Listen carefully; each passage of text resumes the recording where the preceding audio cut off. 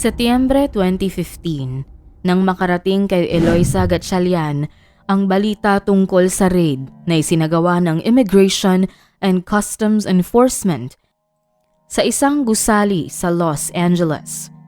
Sunod-sunod ang mga inaresto. Karamihan ay mga banyagang nagpakasal sa mga Amerikano para lamang makakuha ng green card. Habang binabasa niya ang balita sa maliit na kusina ng kanilang apartment, tila bumalik sa kanyang alaala ang isang pangyayari sa kanyang buhay. Taong 2010, 29 na taong gulang pa lamang siya at nakatira sa Batangas. Lumaki siya sa isang pamilyang umaasa sa karampot na kita. Siya ang panganay sa 4 na magkakapatid at sa kanya nakasandal ang ina para sa mga bayarin sa bahay. Bago siya umalis ng Pilipinas, nangutang pa sila sa kamag-anak para sa pamasahe at gastusin. Sa mga nakakakilala, ang dahilan ay simpleng tourist vacation. Pero sa puso niya, mas mabigat ang rason. Gusto niyang makapagsimula ng bagong buhay. Sa unang buwan niya sa California, nagtangkang mag-apply si Eloisa bilang caregiver at cashier sa mga Filipino-owned stores. Pero wala ni isa ang nagbigay ng pagkakataon. Minsan, umuwi siya ng luhaan, bitbit ang mga papel na hindi man lang tiningnan ng mga employer. Habang nauubos ang araw ng kanyang tourist visa, tumindi ang pangangailangan niyang makahanap ng paraan para manatili. Sa tulong ng isang kakilala mula Batangas na matagal nang nakabase sa San Diego, nalaman niya ang tungkol sa arranged marriage scheme. May fixer na nag-aalok ng kasal sa mga Amerikano kapalit ng malaking halaga. Sa una, nag-alinlangan siya. Alam niyang delikado, pero nang maalala niya ang pamilyang umaasa sa kanya, wala na siyang ibang nakitang paraan. Doon niya unang nakilala si Elliot Harper. Si Elliot ay isang tahimik na lalaki, 32 anyos, tubong Idaho. Sa unang pagkikita nila, bakas sa mga mata nito ang pagod at kabiguan. Iniwan ito ng dating kasintahan, nabigo sa maliit na negosyo at nalubog sa utang. Sa simula, pareho silang alanganin, ngunit pareho rin silang may kanya-kanyang dahilan. Si Elliot para sa perang kailangan at si Eloisa para manatili sa Amerika. Sa tulong ng fixer, inensayo nila ang lahat. Gumawa sila ng peking love story, kung paano raw sila nagkakilala, kung saan sila unang nag-date. Nagpicture din sila para sa mga dokumento, mga litrato sa iba't ibang lugar, nakangiti, masaya. Lahat ay nakaplano. Sa gabi, nagpa-practice sila ng mga sagot na tila isang dula ang kanilang binubuo.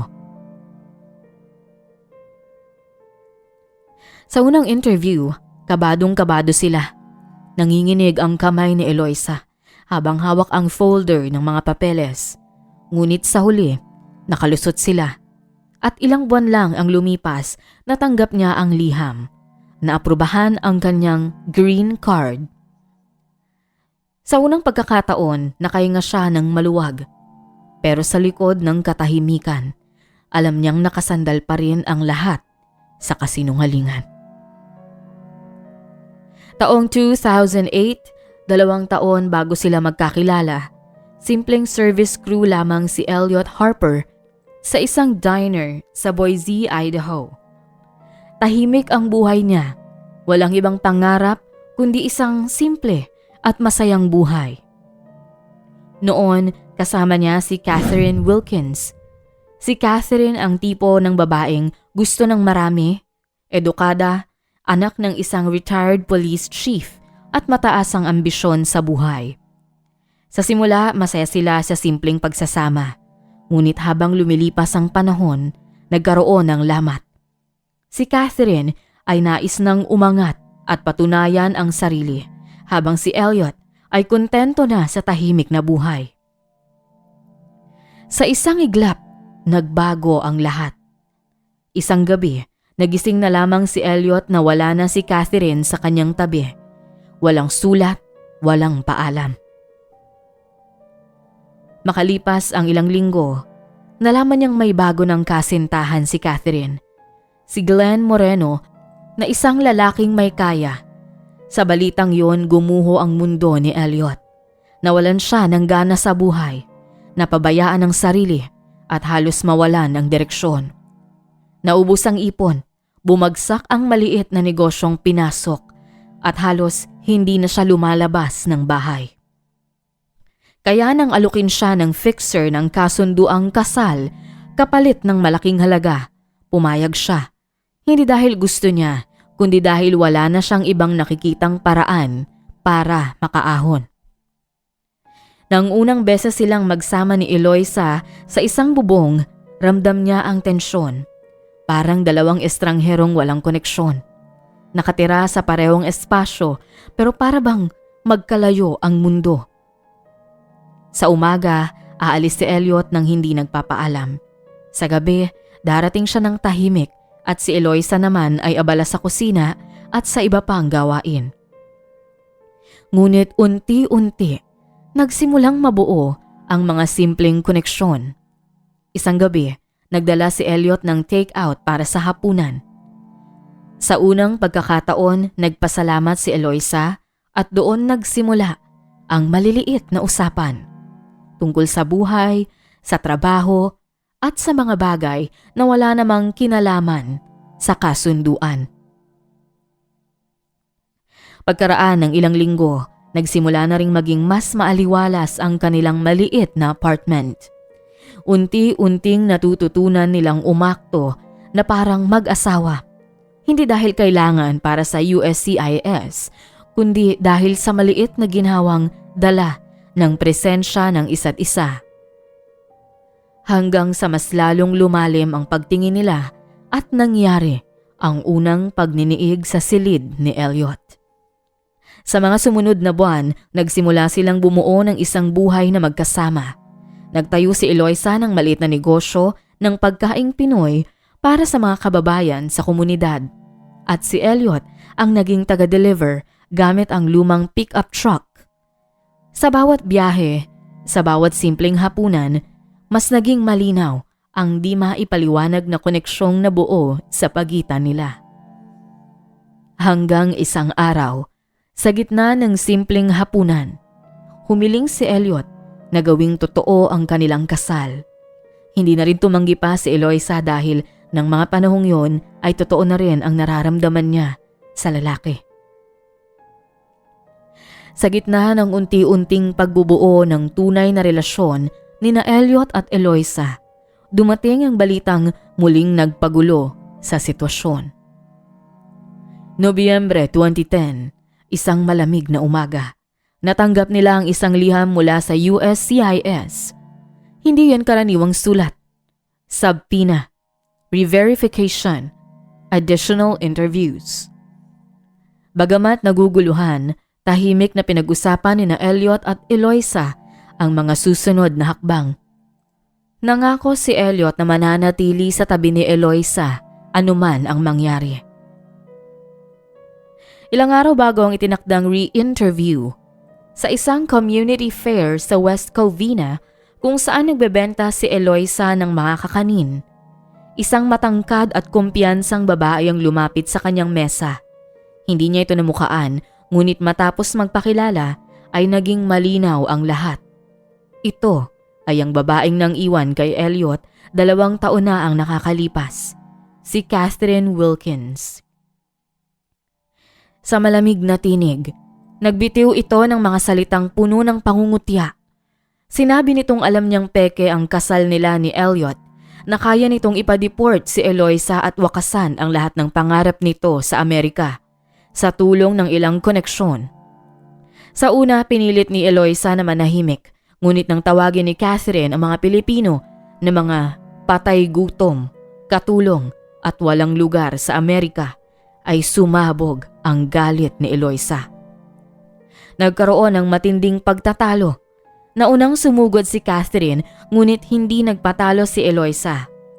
Pilit silang inawat hanggang sa naramdaman ni Eloisa ang matinding pananakit ng puson at pagkahilo. Ilang minuto pa ang lumipas, dumaloy ang dugo mula sa kanyang hita at halos mawalan siya ng malay. Dumating si Elliot makalipas ang ilang minuto matapos siyang tawagan ng isang kakilala. Agad niya itong dinala sa pinakamalapit na klinika. Doon, sa gitna ng kaba, nalaman nila ang isang bagay na hindi nila inaasahan. Buntis si Eloisa. Ngunit sa halip na kasiyahan, takot ang unang dumapo sa kanya. Takot na baka hindi kayanin ng katawan niya ang pagbubuntis. Takot na baka hindi mailigtas ang bata at higit sa lahat, takot na baka mawala ang lahat dahil sa investigasyon na sinimulan ni Catherine. Pagkalipas ng ilang araw sa ospital, tuluyang nakalabas si Eloisa. Ligtas ang bata, ngunit mahigpit ang bili ng doktor. Bawal ang sobrang pagod, bawal ang stress. Sa kabila ng lahat, pinanghawakan nila Elliot ang pag-asang kakayanin nila ang laban lalo na para sa batang dinadala ni Eloisa. Nagtangkang lumapit si Catherine kay Elliot matapos ang insidente ngunit hindi na humarap ang lalaki. Ayaw na rin itong magkaroon pa ng koneksyon sa babaeng itinapon siya na parang basura noon. Pinag-usapan ni Eloisa at Elliot kung maghahabla pa ng kaso kay Catherine ngunit magkasundo silang pabayaan na lamang ito upang hindi na gumulo ang lahat, lalo na't may koneksyon ang ama nito sa hanay ng pulisya. Habang papalapit ang araw ng final interview sa USCIS, lalong bumigat ang bawat oras para kina Eloisa at Elliot. Sa bawat araw na dumaraan, nararamdaman nila ang pressure at pangamba, hindi lamang para sa kanilang kinabukasan kundi pati na rin para sa batang dinadala ni Eloisa. Dumating ang araw ng panayam. Sa malamig na silid ng USCIS, magkahawak sila ng kamay habang nakaupo sa harapan ng opisyal. Mahigpit ang proseso, mas malalim at mas personal ang mga tanong. Sinilip ang mga papeles, sinuri ang bawat litrato at pinakinggan ang kanilang mga sagot. At nang malaman ang buong kwento at ang pagbubuntis ni Eloisa, ay huminto ang panayam. Ilang linggo matapos ang huling panayam, tila humupa ang lahat. Sa kabila ng katahimikan ni Eloisa at Elliot, may isang unos sa kabilang dako ng lungsod. Nakarating sa kasintahan ni Catherine ang pagkakasangkot nito sa gulo at ang pag-report nito sa sham marriage ni Elliot Harper at Eloisa Gatchalian. Habang pinagdurugtong ang mga piraso ng impormasyon, naging malinaw sa kanya ang koneksyon ni Catherine kay Elliot. Napagtanto niyang may nararamdaman pa rin si Catherine kay Elliot at nakipagrelasyon lamang ito sa kanya dahil sa kanyang reputasyon at estado sa buhay. Dahil dito, nakipaghiwalay ang lalaki kay Catherine. Sa unang pagkakataon, naranasan ni Catherine Wilkins ang parehong sakit na minsang ibinigay niya kay Elliot. Samantala, sa West Covina, patuloy ang pag-usad ng buhay nina Elliot at Eloisa. Nakalipat sila sa isang mas maaliwalas na apartment. Hindi kalakihan, ngunit sapat ang espasyo para sa kanilang tatlo. Siya, si Elliot at ang batang hinihintay nilang dumating.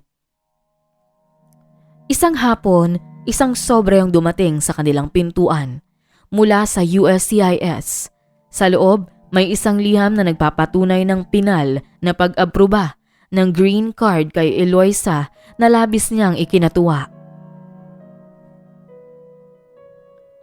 Hulyo 2011, nang dumating sa kanilang bahay si Liam, isang maliit at malusog na batang lalaki, isang sanggol na nagbigay ng bagong kahulugan sa kanilang relasyon. Tahimik at payak ang naging pamumuhay ng pamilya. Minsan ay dinala ni Eloisa ang kanyang pamilya sa Batangas. Masayang sinalubong ng mag-anak si Elliot at Liam. Pagbalik sa Amerika, ipinagpatuloy ni Eloisa ang kanyang simpleng negosyo habang si Elliot naman ay naghanap ng trabaho na tutustos sa pangangailangan ng kanyang mag-ina. Sa huli, mas naging masaya si Mr. and Mrs. Harper sa kabila ng pag-uumpisa ng kanilang pagsasama sa isang pekeng kasunduan. Ito pa rin ay nagwakas sa isang totoong pagmamahalan at kailanman hindi ito matutumbasan ng green card o ng kahit na anong dokumento lamang.